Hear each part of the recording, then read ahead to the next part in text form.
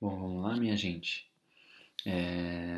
O nosso tema de hoje, então, aqui na nossa famosa disciplina, né, Psicologia e Direitos Humanos, nossas aulas de 29 a 32, estamos passando da metade, né, que são 30 horas, é, vitoriosos, né, nesse esquema pandêmico, e vamos aí rumo à reta final, né, essa segunda metade da disciplina. Lembrando que a gente está caminhando, né, para as teorias mais psicológicas na questão da relação entre psicologia e direitos humanos, né? Então a gente viu na aula anterior a relação entre teoria crítica e psicanálise, né? Sempre lembrando que o nosso primeiro tema foi a Declaração dos Direitos Humanos, né? Chamar a atenção de vocês para o preâmbulo, para a ideia do reconhecimento como o fundamento, né, dos direitos humanos.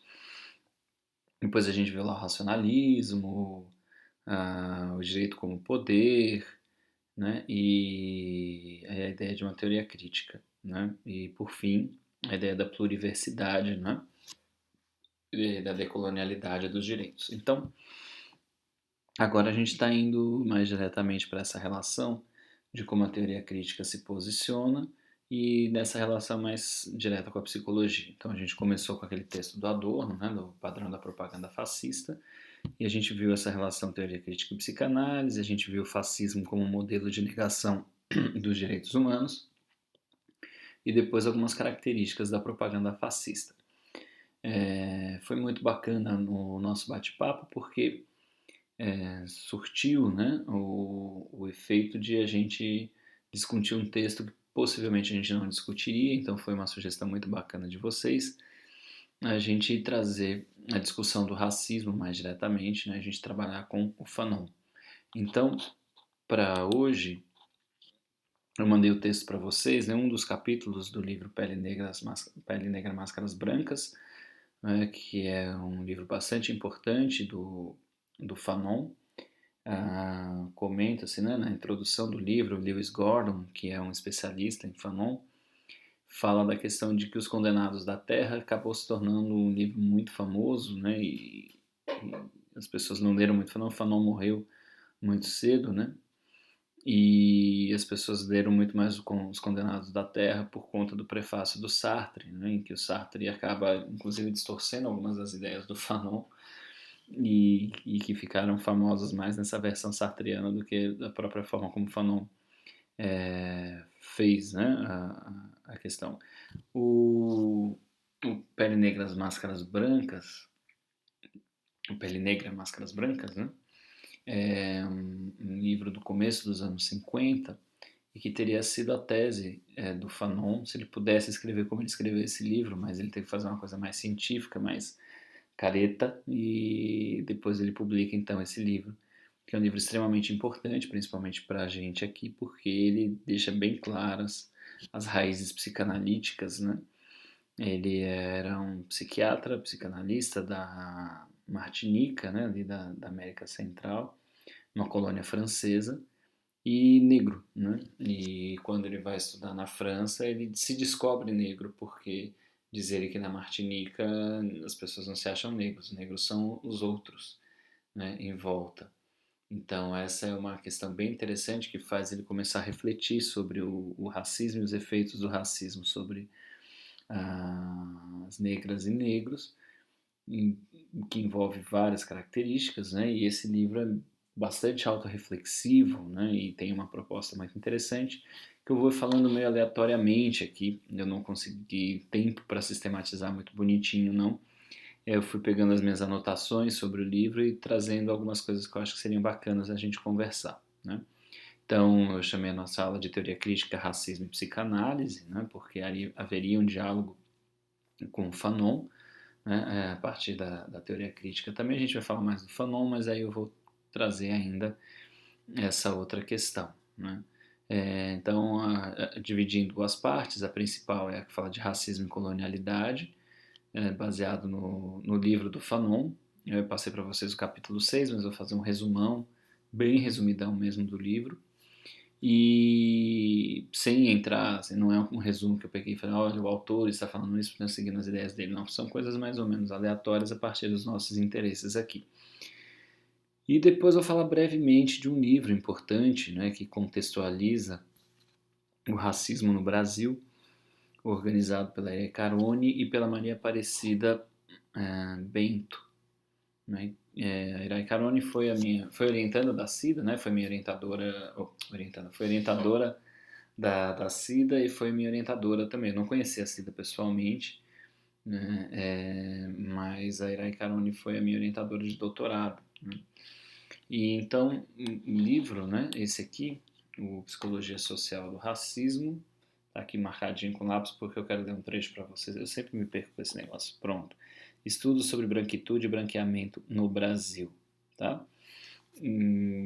Organizado pelas duas, então, pela Iraí Carone e pela Maria Aparecida da Silva Bento, ou Maria Aparecida Silva, não tem da Maria Aparecida Silva Bento, tá? Que é uma autora negra e que junta já, ela cita ali o Fanon, e já com a teoria crítica também, né? Horkheimer, Adorno, e ela faz um estudo muito interessante, acaba aproximando, a gente vai ver que tem algumas possibilidades de diálogos, sem querer forçar a barra, entre esses autores. Então, vamos lá, né? Eu vou tentar fazer os 3 vídeos, mais ou menos 20 e poucos minutos, meia hora cada. Então, vou tentar falar de uma primeira parte do livro do Fanon, depois pegar a parte do capítulo que a gente colocou para trabalhar, e por fim eu queria ler um caso relatado nesse livro e apresentar também muito rapidamente algumas ideias da Cida Bento para vocês, para a gente pensar um pouco desse contexto no Brasil. Né? Então, vamos lá. Pensando em racismo e colonialidade, né? Eu acho interessante a gente começar a falar sobre como Frantz Fanon descreve essa psicopatologia do preto. Né? Isso é interessante porque o próprio termo, o Fanon vem de uma escola mais crítica, né? Ele desenvolve boa parte da sua prática psiquiátrica já pensando essa questão do negro, mas muito próximo de um psiquiatra interessante, que às vezes eu falava dele em algumas aulas, né? Eu não conheço muito o trabalho dele, mas tem um texto sobre ele não, né? Tem um texto sobre análise institucional no livro História da Psicologia, Rumos e Percursos, e que cita esse psiquiatra espanhol que vai para a França na época, principalmente na época do nazismo, que se chama François Tosquelles. E o Tosquelles tem uma característica interessante de que ele começa a dirigir um hospital psiquiátrico e ele resolve deixar os portões abertos. E nesse hospital, então, você já não sabia mais quem eram os internos, quem eram os refugiados políticos que iam ficar por ali, quem eram os surrealistas, né? E ele foi descobrindo que quem precisava de tratamento era o próprio hospital psiquiátrico e não as pessoas, né? E essa ideia de uma psicoterapia institucional vai fazer parte do repertório do Fanon, que era próximo do Tosquelles, né? Chegou a trabalhar com ele, se não me engano. E acho que sim, né? Eles têm coisas publicadas juntos, ou falam de algumas coisas juntos. E isso para mim foi uma descoberta recente, né? Lendo um texto, né? Mais biográfico sobre o Fanon. E essa ideia é interessante, né? Ele já vai trazendo aí algumas influências do Freud marxismo, do surrealismo, né? Ele está ali na cultura francesa, então ele tem influências do Sartre, do Merleau-Ponty, do Lacan, ele vai dos surrealistas, né? E principalmente de um surrealista negro importante da Martinica, que é o Aimé Césaire, né? Eu acho que é assim que fala o nome dele. Mais pra frente a gente fala um pouco dele, porque ele tem algumas ideias interessantes que o Fanon encampa. Então, a ideia de pensar essa psicopatologia do preto é uma ideia de pensar o sofrimento causado ao preto pelas relações nas quais ele se insere. Então a gente vai ver um pouco mais adiante que o Fanon segue um modelo mais social, né? Ele não segue um modelo ontológico da patologia. E ele pensa então uma patologia relacional. Tá? E essa patologia relacional aprisiona o homem de cor, né? Como ele diz aí. O homem de cor precisa se libertar de si próprio. Então, isso é muito interessante, né? Porque basicamente o que ele está trazendo para a gente é já uma ideia de colonialidade, né? Então, o colonialismo tem a ver com uma questão lá política, né? De uma metrópole que domina uma colônia, e essa liberdade colonial, em termos políticos, estatais, né, legais, não significa necessariamente uma liberdade da colonialidade que nos habita na cultura e em nós mesmos. Então, a grande sacada do Fanon é trazer isso para o mundo psíquico, né? Então, essa ideia de que o homem de cor precisa se libertar de si próprio porque tem alguma coisa dentro dele próprio que o aprisiona, né? E quando ele fala disso, ele já abre para uma perspectiva que a gente vai ver depois com a Cida Bento, que é também importante, de um duplo narcisismo. E aí o termo narcisismo segue importante, né? A gente conversou um bocadinho sobre narcisismo da outra vez, o significado teórico do termo, né? Como Freud desenvolve essa ideia. E o Fanon fala desse duplo narcisismo como aquele em que o branco fica fechado na brancura e o negro fica fechado na negrura. Se cada um fica dentro do seu grupo, fica dentro das suas questões narcísicas, essa divisão social estruturante do nosso mundo, que é invisibilizada porque a gente tende a tomar a cultura branca e o posicionamento dos brancos e das brancas, né, como um padrão e, portanto, não precisa ser comentado, né, mostra que o narcisismo branco é fruto de uma relação de poder bastante desigual, né? Mas aí fica o branco no seu canto, o negro no seu canto, e, e vivendo nessa relação de um narcisismo duplo e incomunicável que fecha o mundo para todos. Isso não é bom para ninguém, né?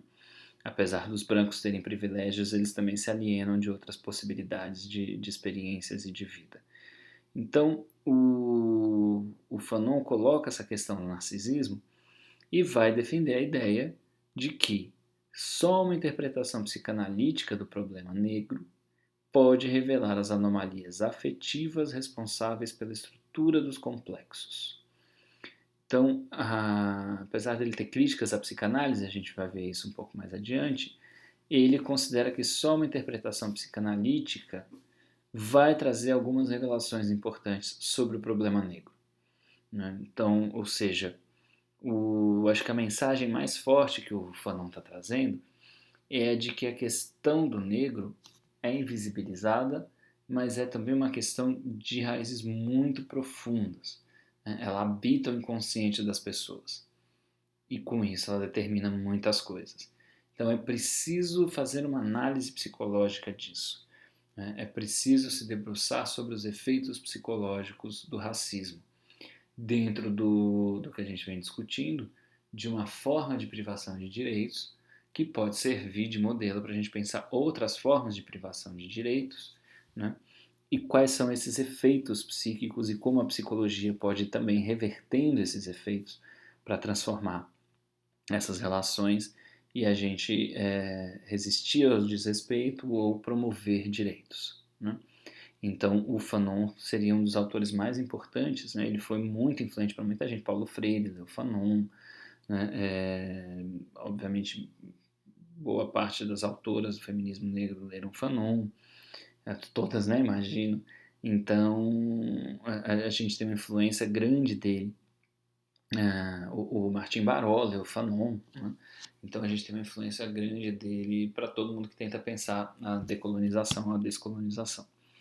Então, ele está clamando por essa interpretação dessa profundidade do racismo, para a gente não ver o racismo como algo superficial, né? E daí a ideia dessa interpretação psicanalítica que revela anomalias afetivas, né? Essas anomalias afetivas, ou essa interferência direta nos afetos, vai ser responsável pelas estruturas dos complexos, e ele fala muito do complexo de inferioridade, né, de como as pessoas negras se veem como inferiores, e isso é muito complicado na construção da própria identidade. Tá? E o que o Fanon coloca, então, né, seguindo algumas dessas ideias? Que o único destino que se apresenta ao negro é ser branco. Então, ser branco se torna um ideal, né, se torna um posicionamento do que seria alcançável, do que seria algo desejável, né, para a população negra. E isso é muito estranho. Né? Isso torna a vida do negro complexa, porque ainda que ele busque ser branco, né, que esse branquear-se seja algo importante, e a gente sabe dos efeitos que isso tem, a gente vai ler o caso aqui mais adiante, é impossível. Né? A própria aparência, né, do negro, a própria pele, a cor, apresentam essa diferença em relação ao branco. Então, o Fanon coloca isso como uma questão muito difícil, né, para poder lidar. E isso tem efeitos psicológicos gigantescos, né, na manutenção da dominação, da desigualdade e do sofrimento da população negra. Mas, vai dizer o Fanon, né, dentro dessa perspectiva que eu já estava indicando aqui, que a análise é psicológica. Né? É preciso que se faça uma análise psicológica, uma psicoanálise. Mas a desalienação do negro, quer dizer, essa história do negro deixar de ser si mesmo para tentar ser branco, né, implica tomada de consciência das realidades econômicas e sociais. Então, ainda que o Fanon, mas muito parecido, né, com o que a gente viu com Adorno colocando do giro para o sujeito. O giro para o sujeito não significa que a gente vai mudar as condições que geram a barbárie. Né? Então, diria o Fanon que, ainda que essa análise seja psicológica, é preciso tomar consciência das realidades econômicas e sociais. São essas realidades que podem mudar alguma coisa em relação ao racismo. Isso nos remete a um comentário importante. Né? O Fanon não entra em detalhes sobre isso, mas mais recentemente, um debate interessante sobre os efeitos do capitalismo, feito principalmente por uma autora feminista estadunidense, Nancy Fraser, chama a nossa atenção para o fato de que o capitalismo só se sustenta explorando e expropriando. Né? Então, a exploração da mão de obra negra, da mão de obra escrava, é absurdamente necessária para que o capitalismo se desenvolva. Né? Então, o modo de produção, né? Esse modelo econômico e as relações sociais em torno do racismo não são só uma questão de gosto ou não gosto, de preconceito ou não preconceito. Essa é uma questão estrutural de como a gente vive. A gente vive como a gente vive porque pessoas negras foram extremamente exploradas, assassinadas e seguem sendo. Né? Ou por um salário menor, ou seja, trabalho não pago, né? Ou por diversas outras questões. A Nancy Fraser chama a atenção também para a expropriação do trabalho feminino, né? Que é um trabalho muito importante na reprodução de corpos, na educação, no afeto, né? Para toda uma população infantil, que é um trabalho imenso que as mulheres fazem e é um trabalho não pago, não reconhecido. Né? Se eu não me engano, agora a Silvia Federici tem... Agora não, né? Faz um tempo a Silvia Federici também vem escrevendo sobre isso. Bom, isso significa que a causa do racismo, a causa desses problemas psicológicos, que não são necessariamente patologias, né, mas são condições de existência nessa ideia de que ou se é branco ou não se existe, né, não se existe é bom, né? Ou se é branco ou não existe, sei lá, alguma coisa parecida com isso. Teve um efeito aqui na hora que eu falei, mas aí parei para pensar. Então, essa ideia de tomar essa consciência dessas realidades chamam a nossa atenção para uma imagem que eu gostei muito, né, que o Fanon constrói aí. Ele fala, a gente pensa muito em filogênese e ontogênese, mas a gente não fala de sociogênese. E essa ideia de sociogênese é central como o Fanon pensa as coisas. Inclusive os sintomas individuais têm uma gênese social importante, né? Para quem não se lembra, a filogenia, a ideia do desenvolvimento da espécie, né? A ontogenia do desenvolvimento do indivíduo, que reproduz em menor escala o da espécie, mas isso é muito restrito, diria o Fanon, é preciso pensar uma sociogênese. Tá? E essa ideia de como se origina socialmente, né, esse sofrimento por conta do racismo, vai levar o Fanon a afirmar que todo povo colonizado tem um complexo de inferioridade. Ele cita muito Adler, a gente já nem fala mais, né? Eu me lembro que se fala desses clássicos Freud dissidentes, né? Então os grandes dissidentes de Freud, o Adler e o Jung. O Adler vai para a psicologia individual, muito baseado na ideia de vontade de poder do Nietzsche, e é ele que cunha o termo complexo de inferioridade. Né? Complexo é um termo que foi pensado pelo Jung a princípio. Eu não sei se a gente já fez esse momento cultural, né? Mas o complexo significa realmente um grupo de coisas, um agrupamento de coisas, né? Um complexo, tipo um complexo viário, complexo residencial, essas coisas. É mais ou menos isso que está lá em Freud também. Quando a gente fala complexo de Édipo, a gente tomou o complexo como algo meio patológico já, né? Então, eu me lembro muito, pelo menos, de minha mãe falando e outros adultos na época. Até hoje acho que eu ouço menos, mas eu via muito falando, fulano é complexado, né? Então ele é complexado, parece que complexo é uma patologia. A gente tende a achar que todo termo envolve necessariamente uma patologia para ser diagnosticado, né? Mas o termo complexo significa um grupo de representações em torno de uma ideia, de uma representação ou de afetos, né? Então, complexo de Édipo são diversas associações, diversas representações que se formam em torno de um núcleo que é a imagem do Édipo, né? E complexo de castração a mesma coisa, e aqui vai dizer o Fanon esse complexo de inferioridade. Tá? E para a gente é muito interessante pensar, porque ele está falando das populações negras colonizadas ali pelos europeus, mas a gente pode estender, e acho que isso é muito interessante, num termo mais decolonial, esse complexo de inferioridade a todo um povo colonizado, a todo um país colonizado, como o nosso, por exemplo.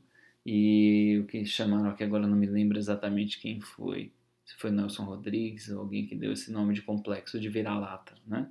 Que a gente sempre acha que a gente é mestiço, é sem raça definida e, portanto, não muito confiáveis, né? E tudo que é bonito, estético, desejável e inteligente vem de outro lugar e não de nós mesmos, né? Então, essa ideia de que a colonização gera um complexo de inferioridade coletivo que interfere diretamente na saúde e no bem-estar individual. Tá? Vejam só a ideia dos efeitos da colonização, né? A partir do pensamento do Fanon. E aí, no decorrer do livro, o Fanon defende algumas ideias interessantes. Ele discute a questão da relação do homem negro com a mulher branca ou da mulher negra com o homem branco, né? Não vem o caso aqui a argumentação dele agora. Para quem se interessar, eu mandei o livro inteiro, né? Vocês podem ler. Mas eu acho interessante uma questão que ele coloca, né? O Fanon acredita que existe um amor verdadeiro e real, né? E esse amor seria algo mais ou menos como querer para os outros o que se postula para si próprio, né? Então não é uma ideia de um amor romântico, tal como não era na teoria crítica, acho que eu falei isso, né? Para o Horkheimer o amor se expressa como compaixão e política, e Fanon fala desse amor verdadeiro, né? Como querer para os outros o que se postula para si próprio. E ele pensa que tanto é possível esse amor verdadeiro quanto instâncias psíquicas dos seres humanos libertos de conflitos inconscientes. Então, a colonialidade, a desigualdade, a injustiça estão vinculados ao conceito de inconsciente, né? A impossibilidade de tomar consciência de algo. Eu não sei bem, ainda não li nada específico do Fanon desenvolvendo essa ideia, mas é essa sensação que eu tenho. Posso estar errado, posso estar super interpretando, botando gente que não tinha nada a ver no pensamento do Fanon, mas eu acho interessante porque ele coloca essa ideia, né, de instâncias psíquicas liberadas de conflitos inconscientes, ou seja, o racismo, né, o colonialismo nos afetam inconscientemente e nos afetam profundamente, tá? No entanto, esse amor possível, né, esse amor autêntico, se torna impossível se nós não eliminarmos o sentimento de inferioridade. Então, sob um efeito forte do sentimento de inferioridade, o amor autêntico fica impossível, porque, imagino eu amo porque a pessoa é o que eu não posso ser, né? Eu amo o branco porque ele é o que eu gostaria de ser. Então isso fala muito mais sobre um amor narcísico do que um amor efetivamente relacional. Então eu não estou amando a pessoa, estou amando o que a pessoa representa para o meu eu, né? O que ela representa para aquilo que eu gostaria de ser. Então essa ideia é interessante porque vai dizer ele, com o sentimento de inferioridade, nós nos tornamos incapazes de reconhecimento, né? Porque o reconhecimento implica uma reciprocidade, né? Uma possibilidade, não talvez de igualdade, mas uma possibilidade de semelhança e dessemelhança que fica perdida, né? Quando alguém se sente inferior, né? Isso perverte a própria noção de reconhecimento. Há quem fale em reconhecimento perverso, há quem fale numa denegação do reconhecimento, né, o que nos impede de viver essa relação de reciprocidade. E quando, então, o Fanon está falando desses efeitos sobre cada um de nós, né, dessa impossibilidade, dessa autenticidade afetiva, ele vai dizer que isso tem uma consequência. Isso tem uma consequência para o nosso eu, que nos leva a uma inferioridade e inibição do eu, né? Então esse complexo de inferioridade vai inibindo o nosso eu de estar no mundo. E aí lembram a boa e velha história do narcisismo. O meu eu é fragilizado, eu preciso investir nele e eu não consigo enxergar muito o mundo por conta desse investimento, né? E esse eu, como o Fanon está mostrando, é diferente do eu dos brancos da maioria. O eu dos negros vai passar por um processo muito complexo, né? Muito violento. E esse processo teria sido descrito pela Anna Freud como essa inferioridade e inibição do eu, ou seja, essa fragilidade do eu. Ele não cita esse conceito, mas o Adorno citou, né, no texto que a gente viu, que é o conceito de identificação com o agressor, né? Ou seja, eu acabo me apaixonando pelo agressor, eu acabo me identificando com o agressor e eu vou reproduzindo aquilo que ele faz. Ele se torna o meu ideal do eu. Em semelhança, né, uma semelhança razoavelmente grande com o fascismo, né, em que o líder fascista se torna o ideal do eu, como a gente viu na última aula, o agressor, o branco ou a branca, se tornam um objeto de desejo ou um objeto de identificação, né? Nesse contexto, essa impossibilidade de seguir sendo, né, tem a ver com o que o Fanon, consultando outros autores, chama de neurose de abandono, que é uma neurose pré-edipiana. Não é o grande conflito que todos temos. Em alguns momentos o Fanon fala que nas culturas negras, né, o complexo de Édipo não faria muito sentido, mas então ele tem essa ideia de uma neurose de abandono, ou abandônica, né, que é pré-edipiana, que é algo acontece bastante cedo na vida das crianças, e dizer que ela seria um esboço de uma relação objetal que foi abandonada, né? Então tem a ver com o abandono.